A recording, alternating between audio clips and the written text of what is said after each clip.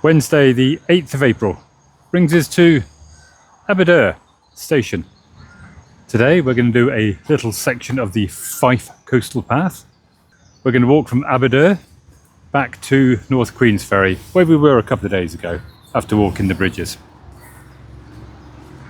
It's grey, although warm compared to what it has been. We are promised sunshine at some point today, but we'll see.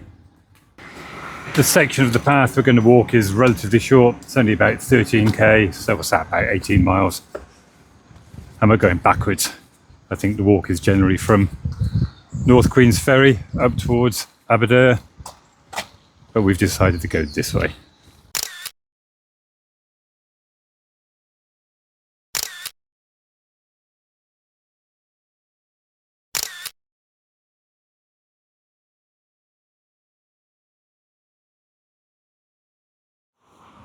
So Aberdour would appear to be a pretty little town, probably prettier when the sun is out. And as you've heard me whinge about before, sadly dominated by the road and almost non-stop traffic.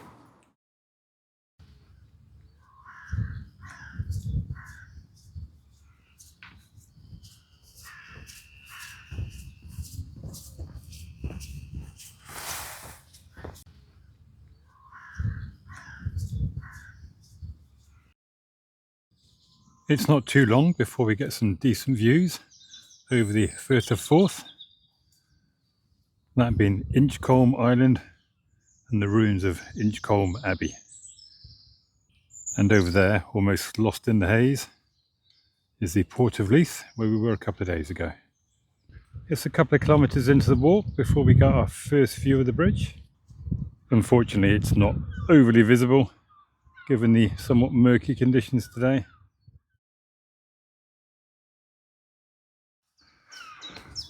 Our first town after Aberdour is the hopefully pretty little town of Dalgety Bay.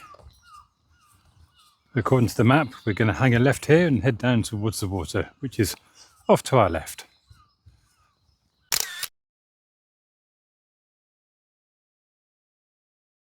And as we come down to the waterfront, we've got this old ruin in front of us. I'm not sure exactly what it is.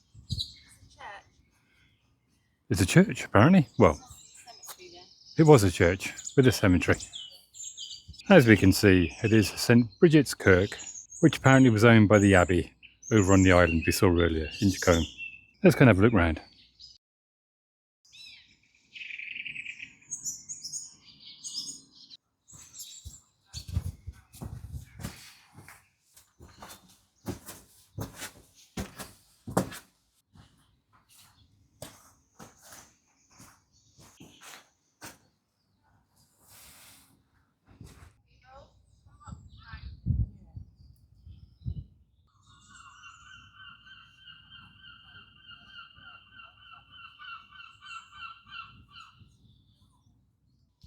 It's pretty cool that it is completely accessible.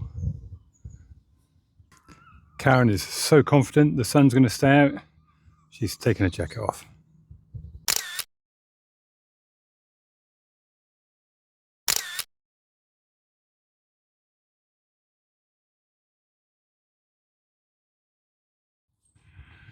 The beach here at Dalgety Bay is a mix of sand, rock, and a lot of very pungent seaweed. Probably not the sort of beach you're going to come down with your towel for a bit of sunbathing on.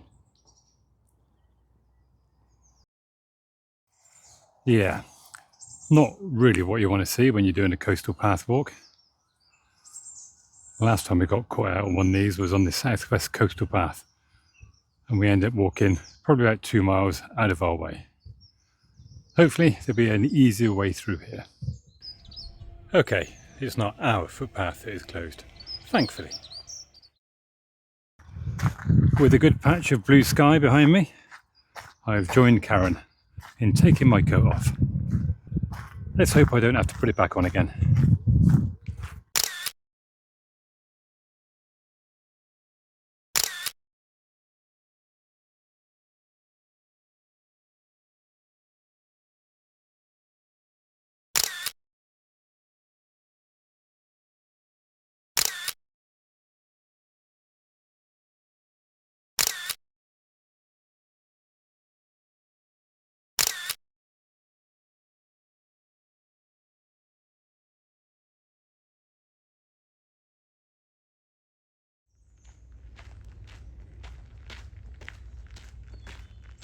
Still within the confines of Dalgety Bay, we come across Downing Point Battery, which I'm guessing was an old World War II battery. Actually, 1914, so more World War I. From what I can work out, there were two turrets, one being here, the other one back behind me. Turrets or gun emplacements? I don't know.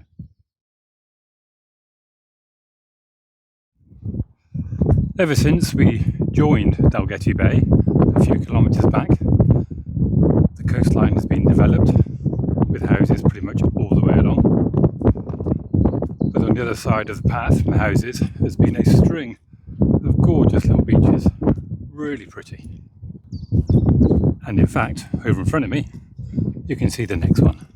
I can't imagine any of these houses or apartments over there are going to be particularly cheap. Time for some lunch. We're about a mile out of Inverkeith, so we stopped here on the shoreline. There's a little beach in front of us and the gorgeous view of the Forth rail bridge.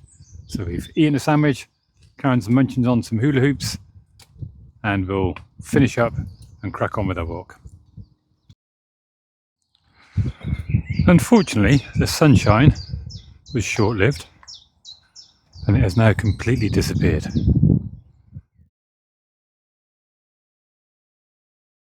The walk so far has been clear in the main of industry. There was an oil terminal just outside Aberdour, but that was actually quite well hidden in the trees and the woods and the hills. But as we approach Inverkeith, it seems to be getting a little bit more industrialised. Apparently, according to a local we were just talking to over lunch, the main port at Dalgety Bay was used for exporting coal.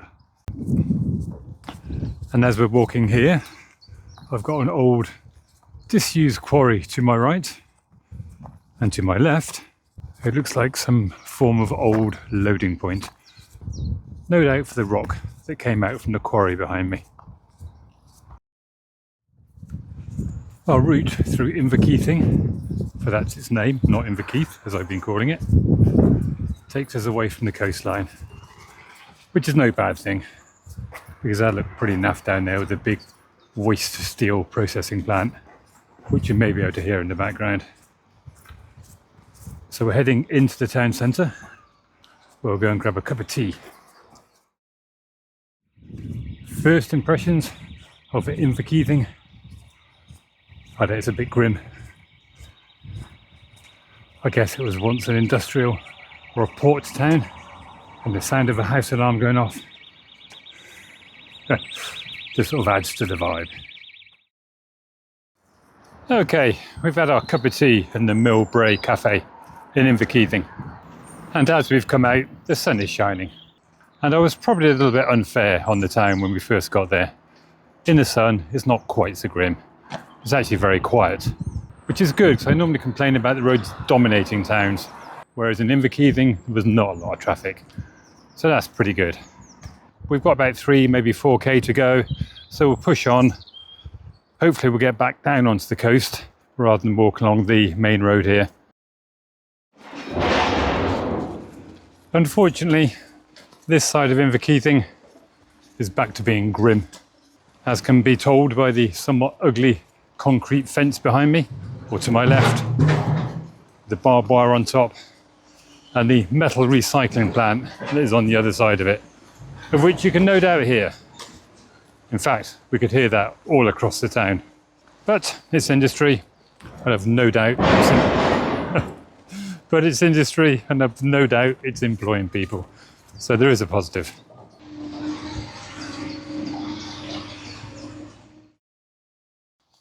Having left Inverkeithing brings us on to the other side of the bay, and that structure over there was the one I was looking at. The bay behind me is not very pretty, but there's a view over to Dalgety Bay, much nicer, especially in the sun. The sun is shining and we're back right on the coast, which is cool. After the somewhat semi-industrial town of Inverkeithing, it's nice to be a little bit more in nature. We just met a couple of twitchers back there from south of the border, definitely not Scottish, and they were up here to see some white-billed divers, I think they were called. Apparently they'd be lucky to see half a dozen of those here in any given year, and it would appear that there are a couple in the area at the moment, which is what they've come looking for. We wish them luck. It's always a nice surprise when walking or hiking to come around a corner or a bend or a headland and see something like that gorgeous beach in front of us there. Sitting down below, I think that's North Queensferry, so we're not too far from our journey's end. Well, that's a gorgeous little beach on which I think we've almost finished our walk. So from here it's back on the train, back into Edinburgh, and this time we're going to go and find a Wetherspoons for a pint to add to our growing list of Wetherspoons pubs we've visited. I think that'll make it number 6.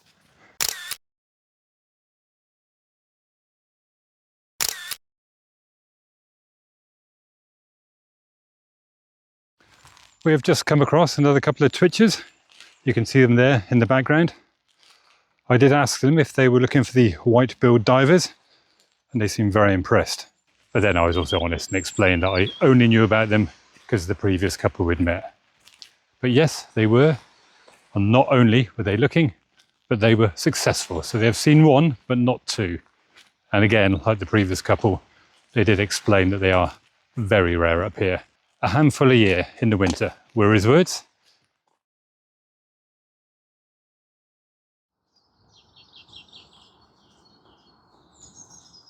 Back at North Queensferry station, which means the end of our walk for today. We've got a few minutes for the train. We're going to head back to Edinburgh Waverley and into Spoons for a well-earned pint. It was a good walk. I haven't got the stats, but it was around about 14k in the end. I have no idea how long we took. This little chap at the station looks a lot better than the ones we saw over on the West Highland line. They were pretty well knackered. He looks happy, cheerful, and complete.